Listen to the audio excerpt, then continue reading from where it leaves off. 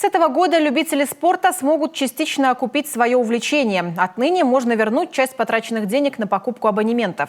Заработал так называемый спортивный налоговый вычет. Получить можно обратно 13%. Но, как оказывается, есть существенные ограничения. Какие именно, знает Виктория Палкина.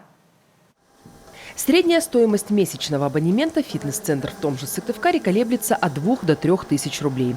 В год получается около 30 тысяч. Это на одного человека. Чем выше спортивная активность в семье, тем больше затрат. Радостная новость. Часть из них теперь можно возместить. Правда, с оговоркой. Есть ограничения по сумме налогового вычета. Возмещается 13% от стоимости услуг, но не более чем от 120 тысяч.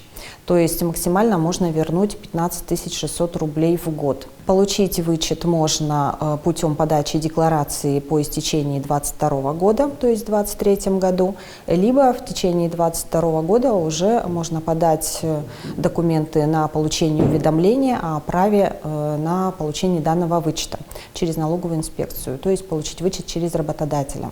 Вернуть 13% можно не только за взрослые занятия, но и за детские спортивные секции. Здесь одно существенное требование. Организация, куда ходят родители или юный спортсмен, должна входить в специальный перечень Минспорта России. Сегодня там почти 4000 государственных спортивных школ и частных центров.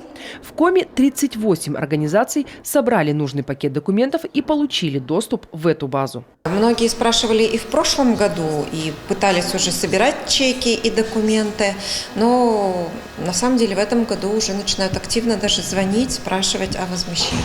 Люди начинают искать и именно выбирают себе фитнес-центр по параметру, попал он в список или не попал, то есть будет возмещение или нет. Все-таки 15 600 рублей – это хорошая сумма, да, и никто не возражает положить ее в карман себе.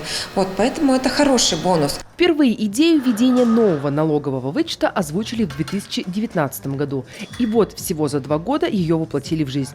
Все для того, чтобы сделать спорт по-настоящему массовым. Для людей, для которых спорт – это не просто увлечение, а образ жизни, это существенная поддержка. Многие до сих пор сомневаются, идти в зал или нет. Может, хоть это их заманит. Максимальная сумма 120 тысяч рублей – это лимит для всех социальных налоговых вычетов. Здесь и возмещение затрат на лечение, медикаменты, обучение, дополнительное пенсионное страхование. Виктория Палкина, Олег Костромин, телеканал Юрган.